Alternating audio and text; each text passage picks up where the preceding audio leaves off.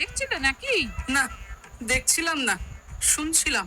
কানে বেশ একটা মধুর কোকিল ধ্বনি আসছিল। ঘরে চাল ডাল আনাজ সব আনতে হবে, তাই এক্ষুনি বাজার না গেলে কিন্তু হাঁড়ি চড়বে না।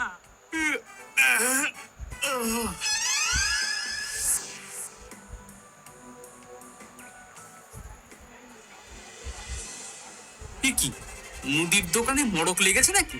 এত ভিড় কেন? এই দেখি। হে, এ কি হচ্ছে? আরে আমাকে যেতে দেবে তো নাকি?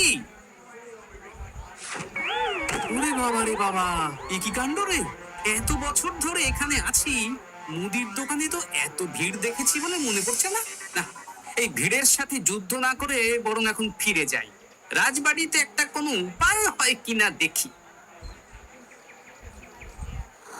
বলি মুদির দোকানের জিনিস পছন্দ হয়নি বলে তুমি কিচ্ছুটি না কিনে খালি হাতে চলে এলে? পেটে কি কিল মেরে বসে থাকতো নাকি? আহা, তা কেন? এখন যা আছে তাই দিয়ে কিছু একটা করে দাও না গিন্নি। আমি না হয় রাজবাড়ি থেকে কোনো ব্যবস্থা করব, বুঝলে? আমি হলাম গোপাল, মহারাজা কৃষ্ণচন্দ্রের খাস লোক। আমাকে কিনা খারাপ জিনিস গছাতে চায়। আমি নেব কেন? তোমার পোশাকে এমন ধুলো কাদা লাগলো কেমন করে? এটা কিছু নয় গিন্নি, ওই আমি চলে আসছিলাম দেখে হরেন মুদি ছুটে এসে পায়ে ধরেছিল কিনা, তাই একটু ওই ধুলো লেগে গেছে আর কি। বাবা, বললো তোমার পায়ে আর ধুলো লাগলো তোমার সারা গায়ে। আমি কিছুই বুঝি না বাপু। মরা তো বুঝে কাজ নেই গিন্নি। ছোট মাথাকে বেশি খাটালে সে আবার গরম হয়ে যাবে। তার চেয়ে আমায় তাড়াতাড়ি পান্তা ভাত দাও দেখি, ওদিকে রাজবাড়িতে যেতে দেরি হয়ে যাবে। দাও দাও দাও। বাবা, সকাল সকাল মুদির দোকানে মাছি গলার জায়গা ছিল না, এখন তো দেখছি পুরো ফাঁকা। ব্যাপারটা কি? আসার সময় দেখলাম মুদির দোকান পুরো ফাঁকা, দোকানিও নেই। রাজ্যের খাদ্য ভাণ্ডারে টান পড়লো নাকি? এইবার অবশ্য ফসল অতটা ভালো হয়নি, তাই কি এই হাল হলো নাকি? দেখি, মহারাজ নিশ্চয়ই এতক্ষণে খবর পেয়ে কোনো না কোনো ব্যবস্থা নিয়েছেন।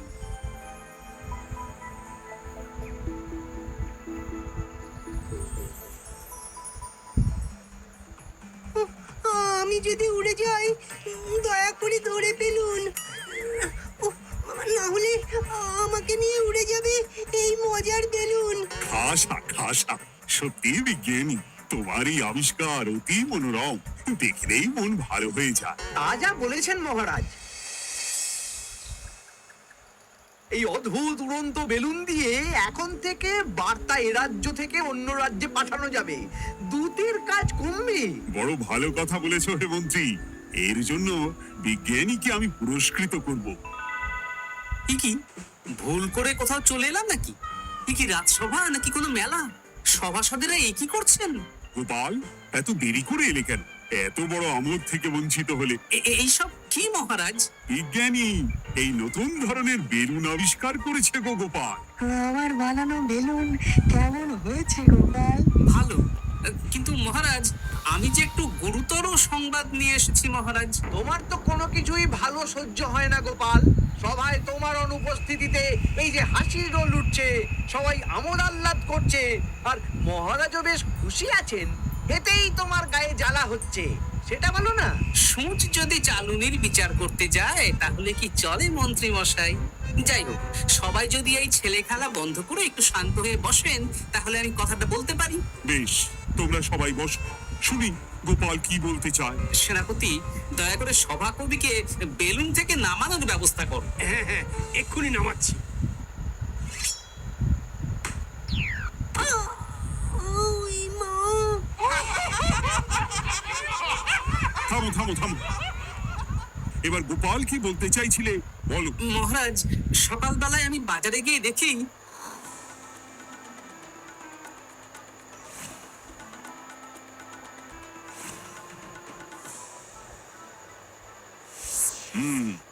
এই হলো অবস্থা। আমি রাজ্যের খাদ্য ভাণ্ডারে কদিন আগেই খবর নিয়ে দেখেছি মহারাজ, যা খাদ্যশস্য আছে তাতে আগামী 3 মাস রাজ্যের লোকেদের ভালো মতো চলে যাবে। তার মানে 3 মাস পরে আমাদের রাজ্যে খাদ্য সমস্যা হতেই পারে, তাই তো মন্ত্রী মশাই? সে বলছে তা হতেই পারে। তখন কি হবে মহারাজ? আমাদের কি তাহলে খাদ্যের জন্য আবার নবাব বাহাদুরের কাছে হাত পাততে হবে? সে আমার পক্ষে সম্ভব নয় গোপাল। তাহলে কি উপায় হবে মহারাজ? উপায় একটাই আছে মহারাজ, 3 মাসের আগেই আবার জমিতে ফসল ফলাতে হবে, তাহলেই আর খাদ্যের সমস্যা থাকবে না মহারাজ। কিন্তু জমিতে মাত্র 3 মাসের মধ্যে ফসল ফলবে কি করে গোপাল? যে একটু আগে তার আবিষ্কারের মাধ্যমে আপনাদের মধ্যে আমোদ আহ্লাদের বাঁধ ডেকেছিলেন, আমার বিশ্বাস সেই পারবে তার আবিষ্কারের মধ্যে দিয়ে রাজ্যবাসীর খাদ্য সমস্যার সমাধান করতে। এই তাই তো বিজ্ঞানী? আমি আমি তো আসলে আরে হ্যাঁ, এটা তুমি বড় ভালো বলেছো। তা বিজ্ঞানী, আর দেরি করার প্রয়োজন নেই। তুমি এক্ষুনি তোমার গবেষণাগারে চলে যাও। গবেষণার জন্য যা যা উপাদান লাগবে তা মন্ত্রীকে বলে দেবে। আচ্ছা মহারাজ। তাছাড়া তোমার কাজে সাহায্য করার জন্য পেয়াদা তোমার সঙ্গেই থাকবে। আমরা সবাই তোমার নতুন আবিষ্কারের অপেক্ষা করব। যদি তুমি এই আবিষ্কার করতে পারো তাহলে যে পুরস্কার পাবে তা এর আগে এই জগতে কেউ কখনো পায়নি। আর না পারলে মহারাজ? তাহলে কিন্তু শাস্তিটাও হবে সেই রকম কড়া। আমার বিশ্বাস আমি মহারাজের দেওয়া পরীক্ষায় সসম্মানে উতরে যাব।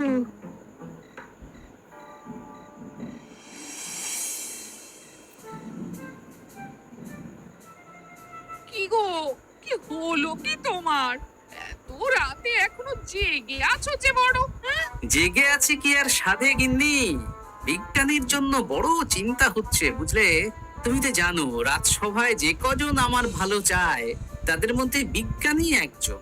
তাই ভাবছি, তা কি ভাবছো শুনি, হ্যাঁ? এই যে নতুন আবিষ্কারের কথা পেরে আমি আবার বিজ্ঞানীকে বিপদে ফেলে দিলাম না তো।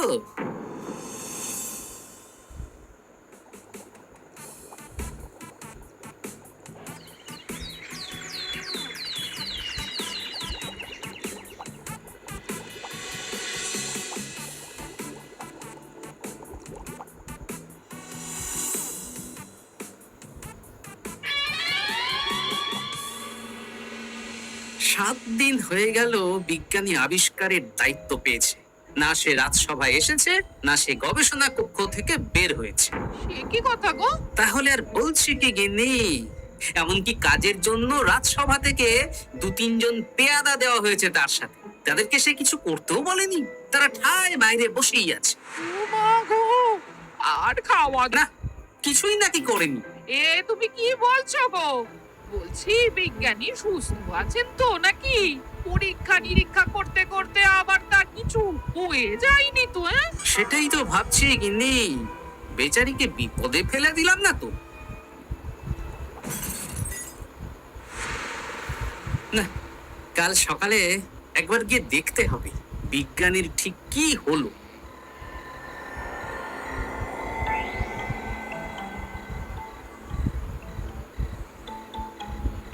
ও গোপাল, গোপাল, দরজাটা একবার খোলো। গোপাল, হ্যাঁ? কে কে কে? দেখো না কে, হ্যাঁ? আচ্ছা বেশ, তুমি আলোটা নিয়ে এসো তো গিন্নি।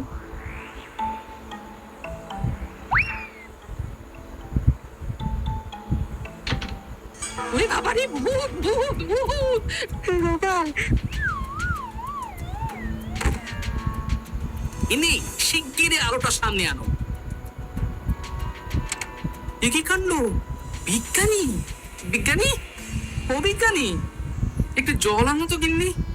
ভয় নেই, এটা চোর ভূত কেউ না, এ আমাদের বিজ্ঞানী।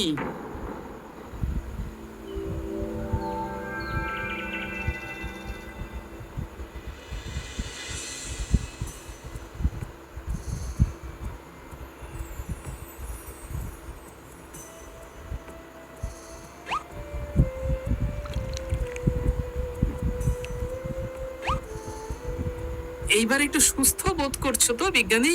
হ্যাঁ, অনেক ধন্যবাদ। আসলে গবেষণা করতে গিয়ে দিন রাতের খেয়ালই ছিল না, খাওয়া হয়নি। 7 দিন ধরে গবেষণা করছো মানছি, তাই বলে এরকম না খেয়ে থাকবে? দেখলে তো কেমন ভিড় খেয়ে পড়লে। রাতের বেলায় গবেষণা কক্ষে বিস্ফোরণ ঘটে।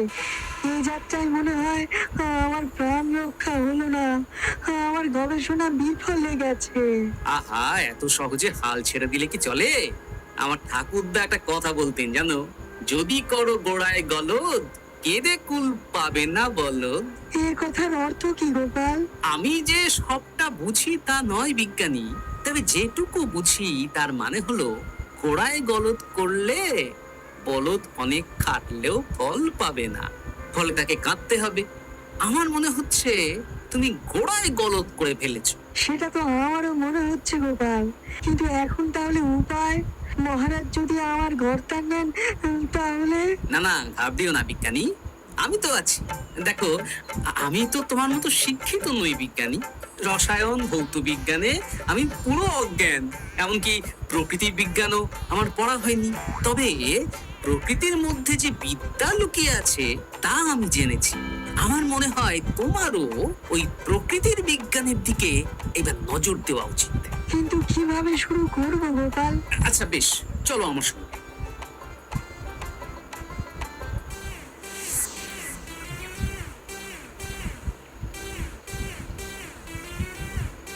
ভালো ফসলের জন্য সবার আগে কোনটা ভালো হতে হয়? এই মাটি।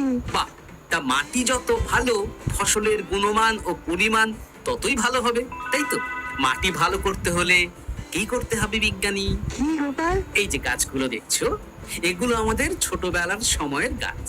এখানে আগে গরু চড়তো, তারাই গোবর দান করে যেত মাটিতে, আর বাচ্চারা খেলতে এসে ফল খেয়ে তার বীজ ফেলে যেত। সেই থেকে চারা গাছ হয়েছে, আর সেই চারা থেকে বড় গাছ হয়েছে। না, আমি তো এই দিকটাই ভাবিনি। এই গোবর তো অতি উত্তম বস্তু চাষের মাটির জন্য। তোমায় যে কি বলে ধন্যবাদ দেবো আমি জানি না গোপাল। তুমি আমার চোখ খুলে দিয়েছো। গোড়ায় যে ঠিক করে সফল সে বারে বারে।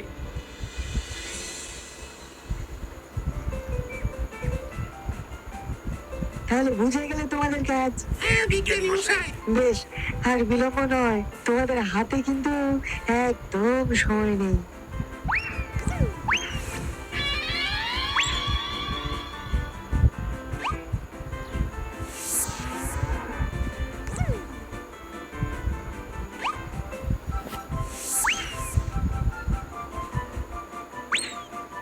যা বাবা, গোবর কোথায় গেল?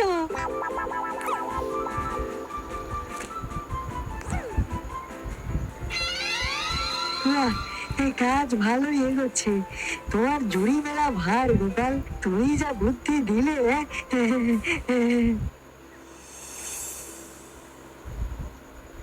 এইসব কি কাণ্ড হচ্ছে বলো দেখি কৃষ্ণনগরে? চারদিকে এত কিছু জিনিস থাকতে কিনা গোবর চুরি হচ্ছে, হ্যাঁ? এই রে, বিজ্ঞানী দেখি ঘেটে ঘ করে দিচ্ছে। নির্ঘাত ওই গোবর চুরি করছে বা করাচ্ছে। কি গো, তুমি এর বিহিত করবে না নাকি? বলি গোবর না হলে ঘুঁটে দেব কি করে? উনি বা চলবে কিসে? আমি কি এই বয়সে জঙ্গলে কাঠ কাটতে যাব নাকি? আমি দেখছি। তুমি আজকের দিনটা কোনো মতে সামলে নাও না গিন্নি, আমি এক্ষুনি রাজবাড়িতে গিয়ে এর একটা বিহিত করছি।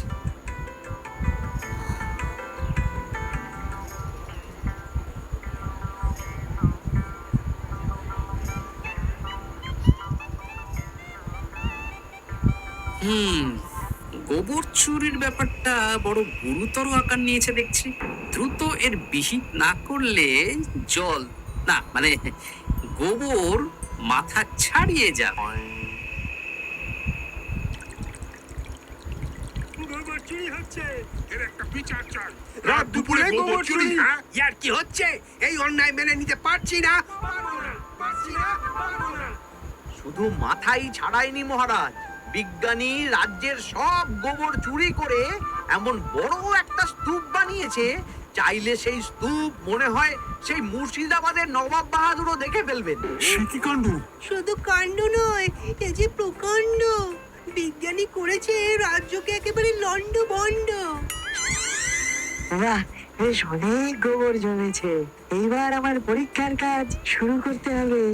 আর এইভাবে সারা রাজ্যের কোনো লোক গোবর পাচ্ছে না মহারাজ, ফলে কেউ ঘুঁটে দিতে পারছে না। জ্বালানির অভাবে রাজ্যের ঘরে ঘরে অরন্ধন শুরু হয়েছে মহারাজ।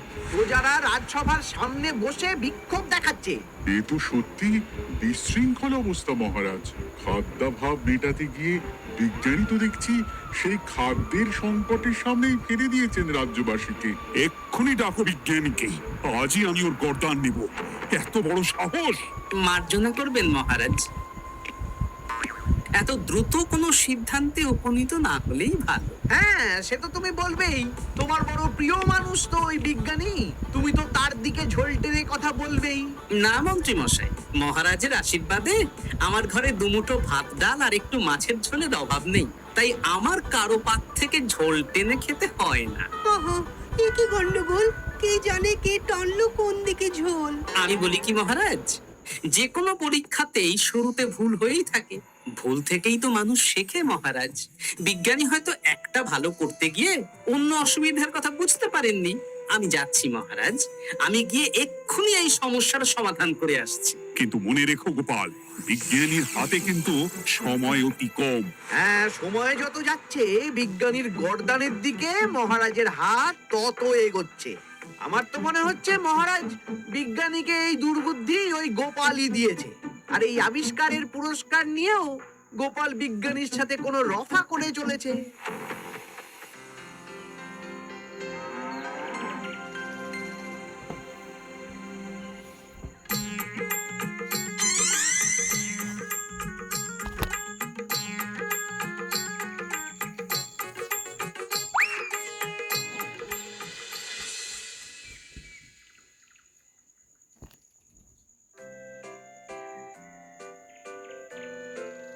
যাক, তাহলে রাজ্যের গোবর চুরির সমস্যা মিটলো, কি বলেন? তা মিটেছে রানী, কিন্তু এটা আমি বুঝতে পারছি না বিজ্ঞানী আসল কাজটা করতে পারবে কিনা।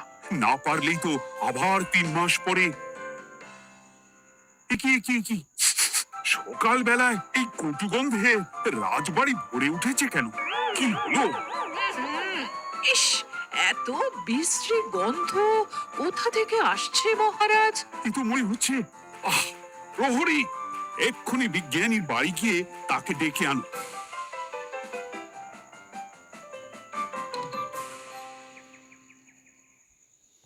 এই রে, বিজ্ঞানী তো দেখছি আরো বড় সর্বনাশ করে ফেলেছে। মনে হচ্ছে গোবর না পেয়ে এইবার মানব বিষ্ঠা দিয়েই কাজ সারবার তাল করেছে। তাড়াতাড়ি যাই, মহারাজ এতক্ষণে আবার দুর্গন্ধে রেগে গিয়ে নিজেই না বিজ্ঞানীর গর্দান নিয়ে নেন। না, সর্বনাশ ঘটার আগেই বিজ্ঞানীকে আটকাতে হবে। তুমি ঠিকই বলেছো গোপাল, সকালবেলাতেই মহারাজ আমাকে ডাকার জন্য পেয়াদা পাঠিয়েছেন। আমি যাইনি, কেন কিছু আন্দাজ করতে পারো? না, এই এত গন্ধে আমার আন্দাজও ভোতা হয়ে গেছে বিজ্ঞানী। তবে যতই হোক, ওই গোপালের বুদ্ধি তো একেবারে শূন্য হবে না। আর তাই বলছি, এক্ষুনি এইসব আবর্জনা বিদায় করো, তারপর আমার সাথে চলো, আমি উপায় বলে দিচ্ছি।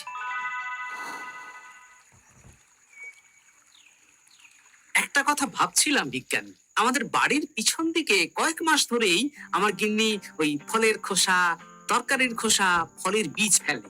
ওদিকটা অনেকদিন যাই না, বুঝলে। গতকাল একটা কাজে সেখানে গিয়ে দেখলাম যে দিব্যি বেশ খাসা দেখতে 2-4টে বেগুন আর লঙ্কার গাছ হয়েছে। মানে ওই তরকারির খোসাই জমিকে সার দান করেছে। গোপাল, বাহ, তুমি সত্যিই আমার সুজন, আমার বন্ধু। আমি এতদিনে বুঝতে পেরেছি আমার ঠিক কোথায় গলদ হচ্ছিল। আমি পেয়ে গেছি আমার নতুন আবিষ্কারের সঠিক রাস্তা, আমি পেয়ে গেছি গোপাল।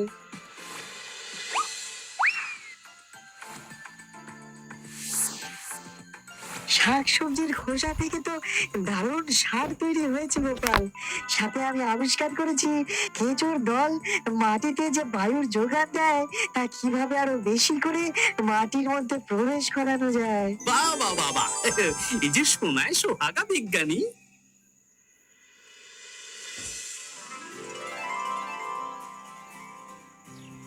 বাহ বাহ বাহ বাহ বিজ্ঞানী, তোমার তো জুড়ি মেলা ভার।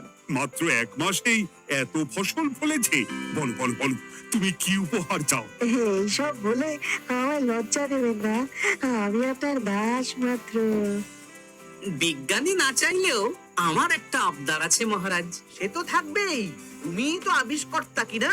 মহারাজ, আমি চাই আপনি এমন একটা ব্যবস্থা করুন যাতে প্রতিদিন সকালে আপনার কর্মীরা বাড়ি বাড়ি গিয়ে তরি তরকারির খোসা সংগ্রহ করে আনবে। এতে কি লাভটা হবে শুনি? দুটো লাভ হবে। আগামী দিনে তরি তরকারির খোসা থেকে বিপুল পরিমাণে যে সার উৎপন্ন হবে তা আমাদের কাজে লাগবে, আর তারপরে উদ্বৃত্ত সার আমরা বিক্রি করে বিপুল অর্থ উপার্জন করতে পারবো।